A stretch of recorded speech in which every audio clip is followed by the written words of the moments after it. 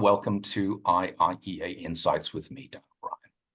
The global population explosion peaked more than half a century ago, and population growth started to slow. What happens next?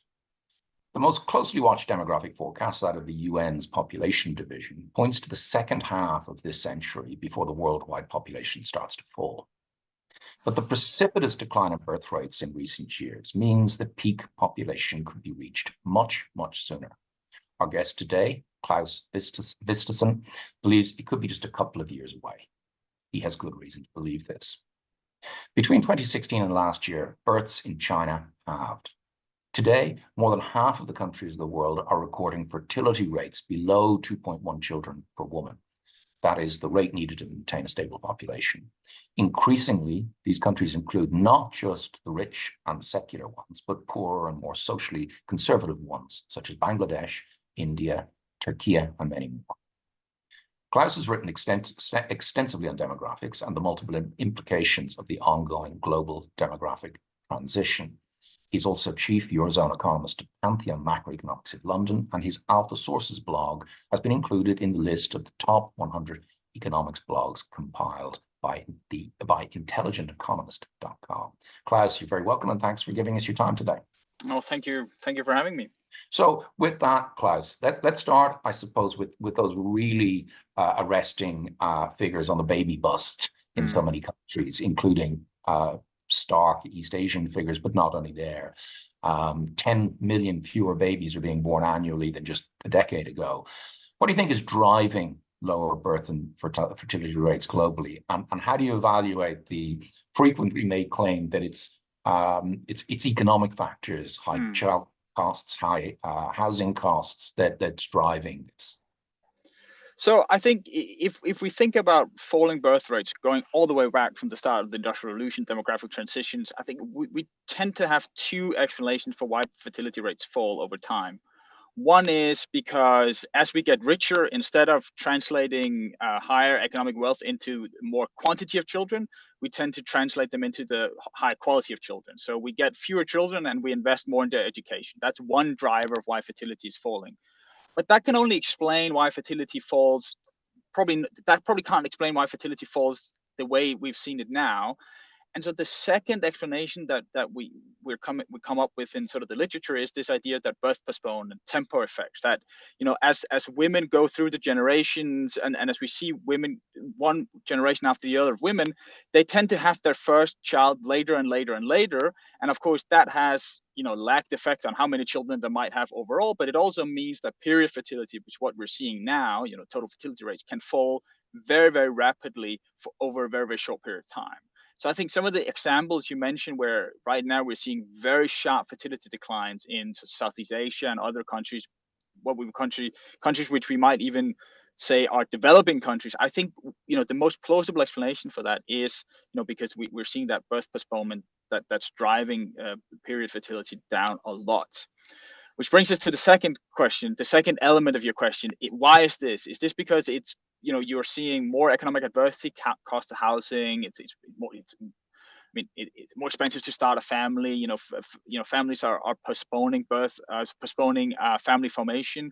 I think that's part of it. I would say maybe in our part of the world, I think maybe sort of in the Western, in the richer part of the world, that's probably a bigger part of it, right? That maybe younger generations today, their actual quality of life compared to their expectations and what they thought they would have maybe has declined, and that means that they are postponing that kind of family formation, and we're seeing that in the data. I think maybe in the poorer parts of the world, I would probably tend to ascribe it generally to postponement because women are getting more educated. Younger women are now having education and seeing their education levels increase to a much higher extent than their predecessors, and that's driving a very, very sharp decline in birth rates. And the final point I'd mention here is that we have two conflicting stories here. One is a sort of positive story, right? Women are getting more educated. They're choosing to spend more time in education and they're getting, you know, wealthier. And that's, and as a result, they're having fewer children, you know, in a way, you know, that could be a force for good. I mean, maybe that's a good thing, right? That women are getting more educated. And then we have a negative story where maybe the the economic cost of starting a family is driving some families and women to have children later. And one thing I will make very, very clear, and this is really important, I think, for listeners and viewers to understand, is both can operate at the same time. And perhaps what's happening is that if both are operating at the same time, we're seeing some very, very sharp declines in fertility in some countries, right? Because both are kind of operating at the same time. But I think that's probably the most plausible explanation for why birth rates are falling very rapidly at the moment. And the division between socially conservative countries, that seems to be becoming less. Countries like Iran, Turkey, Bangladesh seems to be becoming less important. At the best of my knowledge, there hasn't been a big increase in education levels and employment rates in say a country like Bangladesh. So I'm wondering, is there something else going on? Is there public policy that for so long was geared to try and suppress population growth because it was so high that it's actually been effective and maybe in some cases too effective? It's a good question. I think it's very difficult to answer on a sort of country by country basis, right? I mean, you need to look into the individual countries. I would say there could be, again, the literature talks about, you have this cultural evolution processes, learning by doing, as if one country does it, the other country, and if you see that in different parts of the economy and country, you can see that behaviors are sort of flow from one sector to the economy to the other. There could be something like that going on, but again, I would say that in conservative countries, one thing we really need to look at in particular is so normally in conservative countries, we would say that they have a quite high degree of sort of normal family formation, marriage rates. People get married relatively early and they have children relatively early, right? This would be sort of a traditional conservative trait. And so one thing we're seeing in some conservative countries is that that's starting to change a lot. People are getting married later. They might not even be getting married at all. And if that happens in a conservative country, we should expect fertility rates to decline very, very quickly. Now, to be 100% sure, I don't know how the data looks in Iran or Bangladesh. I mean, but that would be some of the things that I would be looking for if I was going to analyze case studies like that. That generally in conservative countries where a relatively high marriage rate for a long time has been associated with relatively high birth rates, if the marriage rate falls back, we should expect to see birth rates fall very rapidly. A lot of talk these days, and unfortunately it's become a little bit politicized, but a lot of talk, I suppose it always has, this issue of policies aimed at boosting births and child's number of children. Can you think of any country in the world that has sustainably either arrested population decline or boosted it because of specific policies? Because I am just not, there have been some cases, I think, in Scandinavia where things have been done, but there doesn't seem to be any country that I'm aware of that has taken a policy stance that is viewed as being successful in sort of stabilizing birth rates. No, I agree with that. Again, generally, if you survey sort of what the literature says here, it says that, governments can throw a lot of money at this stuff, but it doesn't, it's a tough ask, right? Once birth rates start to fall and these kind of mechanisms kick into place, it's very difficult. Generally, though, again, if you go through the literature, you find a couple of cases that are usually bandied in terms of where countries have been successful. Scandinavia is one, right? You have a welfare state in Scandinavia that gives quite generous childcare support relatively early on, which incentivizes women even as they go through the career to have children relatively early. But even in those countries, I'm from Denmark myself, and I can tell you, you're seeing the same decline in birth rates now, and women are having children later and later and later. So again, it's not obvious to me that they have been that successful, but again, it's maybe at the margin. France is another one where, particularly France is a country where birth rates fell very sharply in the middle of the 90s, and then birth rates rebounded quite quickly. And one argument in literature is this because France again has introduced some policies here which were quite significant. But so for example, before we went on air, we talked about South Korea, right? And the South Korean government, they've thrown billions at this problem, and yet South Korean fertility is just collapsing, right? So it is. So in theory, it's very easy to say, look, if you want birth rates to be higher, what do you need to do? Well, you need to incentivize women to have we do focus a lot on the women, but again, you need to incentivize families to have their children earlier, right? Give them an economic incentive to have the children they would like early on, even though they might feel that maybe they don't have the position, the career to do it, and it's expensive. But you can give them some help, tax relief, whatever. But even if you do that, I mean, the empirical evidence shows that it's very difficult to halt these other effects we talked about earlier once they kick in.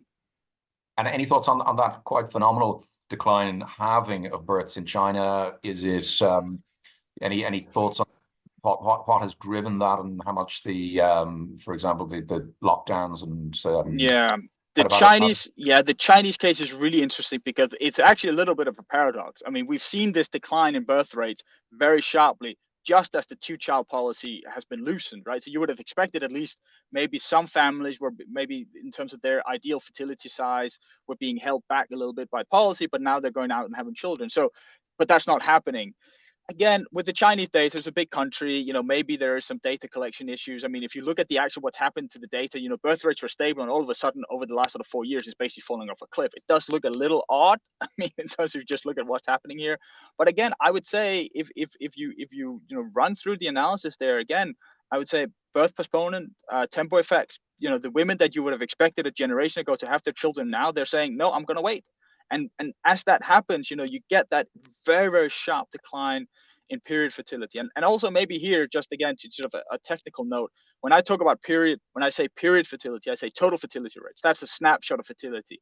Really, what we're interested in is cohort fertility, the amount of the fertility rate that women have over their sort of entire reproductive career, if you will.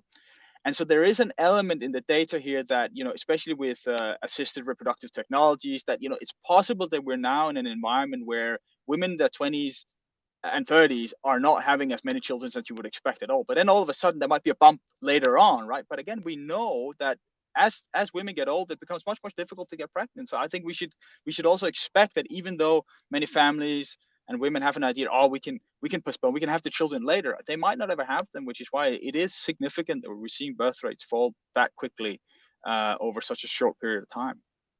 Yeah, and incidentally, Ireland is also, we had a situation where it was birth and fertility was quite closely linked to the economy. But when times got very bad in the 1980s, there was a big decline in births. But around the mid-90s, it picked up again. But we had a very serious recession at the time of the Great Recession, 2008, 2010, and no pickup in birth rates since then. It's been on the decline. So there used to be a sort of link between the state of the economy and births in this country, but that seems to have been broken, and we're joining, sort of heading in terms of fertility and birth rates towards much closer to the average in Europe. Maybe worth pointing that one out. Bringing the effects of population decline and shrinking working age populations, which is increasingly evident, Southern Europe, Eastern Europe, East Asia. What does the literature say about population decline and economic growth? Yeah, so I would make like a headline argument first, a headline statement saying, I think you can make a good case that in a modern market economy where you have some form of pay-as-you-go pension system or taxpayer-funded healthcare system, obviously rapid population aging can be a challenge and a problem, right? Because you get fewer people to pay for more. And so that is something I think all countries, particularly in the Western world, are grappling with, because they extrapolate their budget numbers, and obviously these numbers look very bad. But generally, I'm not, again, I think, we need to be quite careful about making that sort of a demographic is destiny argument for economic growth. I mean, obviously there's a lot of things countries can do to raise productivity growth and over especially longer period of time, I think countries can kind of work against that trend. But I do think it's from a public policy perspective, you can definitely make the argument that if you have a taxpayer funded pension and healthcare system, and you're getting much more older people relative to the working age population. Of course, that raises challenges, taxation challenges, that raises challenges that you need to face. But in terms of overall growth, and I don't think demographics necessarily is destiny in that sense. I think we need to be much more open about that than maybe in the literature, which is it's very. So I'm a macroeconomist. It's very easy in a standard macroeconomic analysis to paint a very grim picture with sort of like you extrapolate and then you're going to go bust in 20 years because won't be able to pay for public services. I mean, I think we're probably probably not that bad. Okay, I know it brings to mind Italy. I lived in Italy in the 1990s, and pension costs were already about 15%. Public pension costs were about 15% of GDP. That has grown very little over the past decades, despite the old age dependency ratio rising. So, as you say, it doesn't have to be absolutely catastrophic, but at the same time, with old age dependency ratios looking to continue to rise, at some point, will there be a problem, or is the way we're dealing with pensions, raising pension rates, and also very significant increase in the sort of over 55s working in most countries, the employment. Well, I mean, exactly. I mean, you mentioned it there. I mean, the economy will adapt, right? I mean, and there are a couple of things that public policymakers can and already are doing. Like as the population gets older and people are able to work longer, the age at which you earn your pension obviously is going up over time. We see this, right? And this is one of the things you need to do. And I think all public policymakers kind of understand that. And you mentioned another really interesting point is that one of the upshots of the falling birth rates is, of course, that we're also living longer, right? I mean, these two things are kind of related in a way if you look at the demographic data. And obviously, the fact that, in particular in Europe and sort of the countries I cover, sort of in sort of my day job, we can see that labor force participation rates, in particular among older workers, is high and rising. And that's fantastic good news, because these are resources that maybe 10 years ago, if you were, sitting down with a sort of very traditional model, you would have vastly underestimated how many people were actually going to work later on, right? And they might not have the same type of jobs that they had before, but they're still contributing, and that's important. So this is one of the things. Productivity is something I think a lot about, and clearly it's been on the decline. The rate of population productivity growth has been slowing in nearly every Western country. The few bumps along the way in some countries, but it certainly, despite the famous saying, you can see computers everywhere except in the productivity statistics. Far more working age adults, particularly with women, have education, so there's more human capital. A bigger share of the population is human capital. Older people tend to be more productive than younger people. A 50-year-old who's had long experiences likely to be more productive than a 22-year-old. So that aging of the population should have fed into productivity. But again, not sort of seeing that. Do you have any sort of views on what's happening to productivity more widely? So productivity, so I would say first, the link between aging and demographic and productivity is very tenuous, right? I mean, I think that this is something that we as economists don't have a really good handle on. I mean, one argument goes that actually productivity peaks with the prime age working age, which is sort of like 35 to 54, and then after that it starts to decline. But again, I don't think there's any good evidence of that. Generally, productivity, as you say, if you look across what's over the years, and you look at the recorded data of total productivity, what tends to happen with productivity over a long period, over some period of time, it's zero, and then something happens, and then it goes up, and then it tends to go down again. And so we had the IT revolution, for example, from the middle of the 90s to the sort of 2003. We had a boost in productivity. Then we have zero productivity, and now everybody's discussing whether AI is going to be the next productivity boom, and so I think that generally I would be very careful making a strong argument between demographics and productivity, because I think we don't have any we don't have any good evidence of that. But I think productivity is not a linear process in economics, I would say, from if you just look at the data. House prices. Do you see any sign that countries with stable or falling populations are having different dynamics in their housing markets?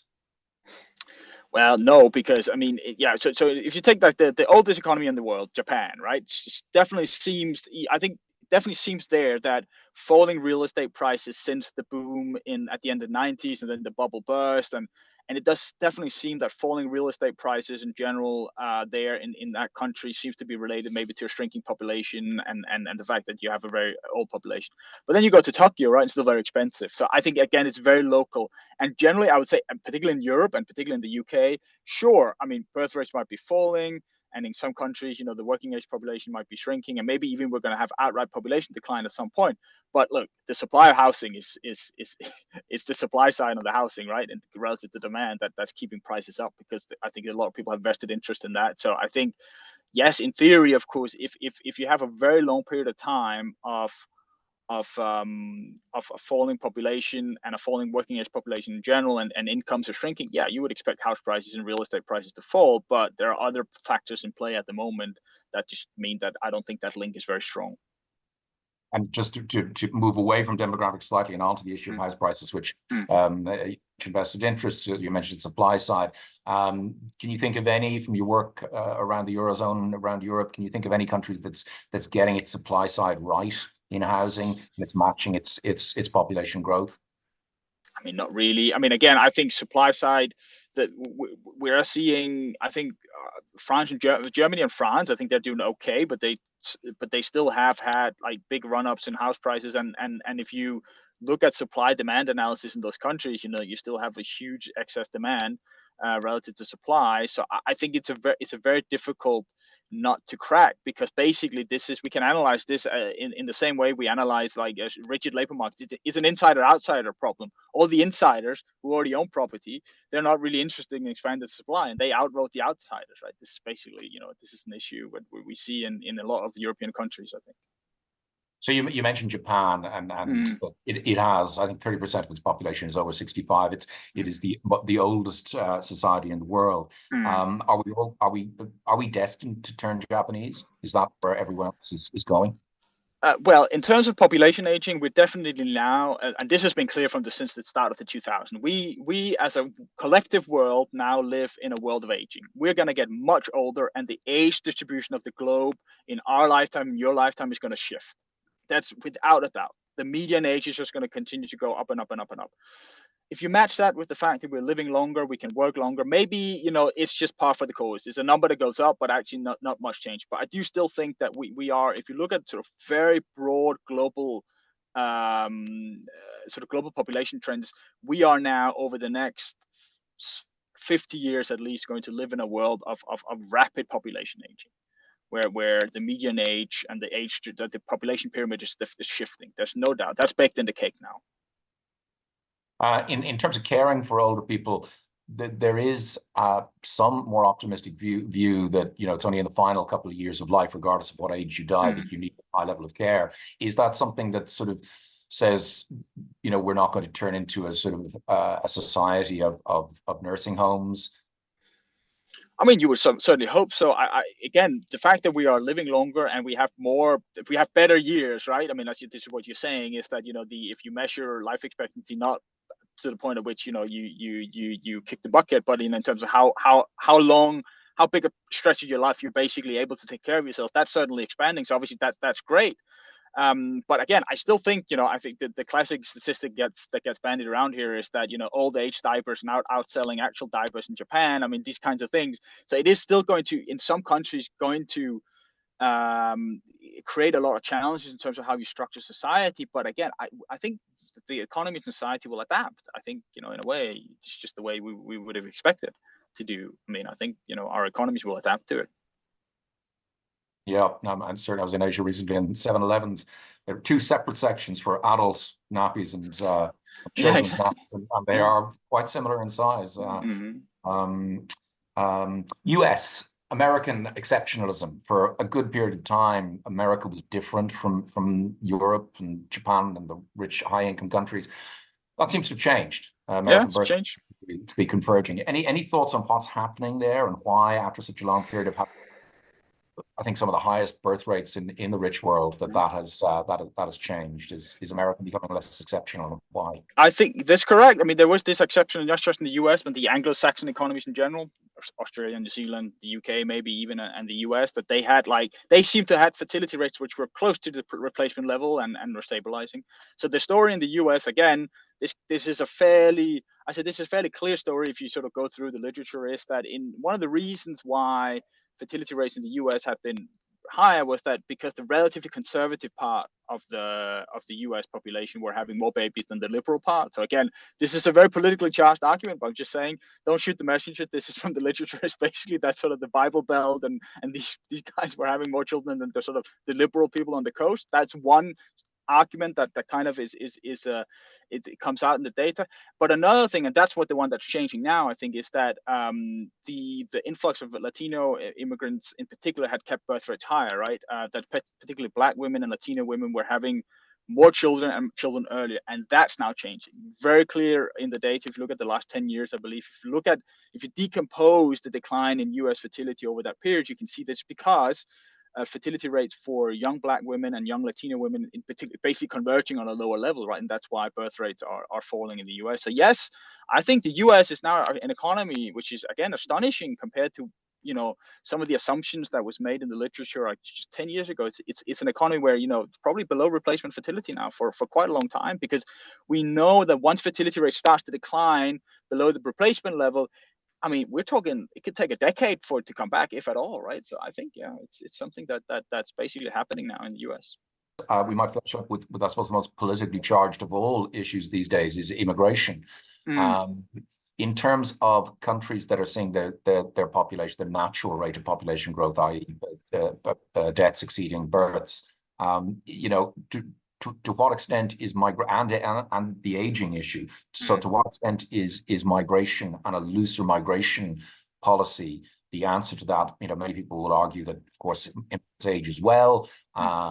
So some thoughts on how migration can assist in dealing with some of the downsides of population. Well, I mean, as you say, it's politically charged. But again, if you were sitting in a very sort of non-value charged economic model, yeah, immigration is the answer, right? I mean, you just plug the hole with immigrants. It's perfect. It works economic. You know, growth. You know, your population pyramid remains stable. And I would say the only caveat here is that that only works if your countries are relatively, like China can't replace with immigrants. It's too big. I mean, where would the people come from? So you get to a certain size where, you know, it'd be quite difficult to use immigration as an argument for sort of mitigating some of this stuff. But in a very standard economic model, I'd say absolutely immigration can be an answer, right, for rejuvenating the population or keeping the working age population higher, because in particular, if immigrants are coming because there are jobs, you know, that's a net gain. But that's the economic argument. Politically, we can obviously see it's a huge issue across the board now. US, Europe, you know, and it's a massive problem, because again, it does expose this idea that yes, you know, from an macroeconomic perspective, you can come up with this explanation, but trying to implement it, you know, that's very politically controversial, right? And doing it so over time can create some significant political tensions, right? That kind of, and people move to the extremes of the political spectrum and all that stuff. And a final one, maybe in terms of labor shortages. It's extraordinary to see countries that have had high unemployment for so long having labor shortages, particularly in southern Europe. Do you link what's happening in labor markets in recent years in Europe, particularly, with demographic factors, or are there other things at play? I think there are other factors in play, but I'm starting to warm to the idea that perhaps one of the key benefits of a rapidly aging population over time for the people living in the economy is that actually maybe, again, the labor market outcome, the labor market possibilities are good, right? Are high, that actually you will be able to find work, and there'll be an abundance of work compared to relatively speaking, compared to the number of workers. And then obviously that generates security, and maybe, but not necessarily high wage growth, because I'm not sure there's a bargaining power like that necessarily, you know, translates into high wage growth. But remember, there's another factor in play here, is that if the working age population is shrinking, unemployment is falling, you get labor shortages, that also incentivize shift from labor to capital, which obviously you're seeing, right? So basically, instead of having a checking assistant in the supermarket, you have a computer now, and so these kinds of, and especially in low value added, you see a quite strong pressure towards that. But I'm warming to the idea actually that maybe, especially for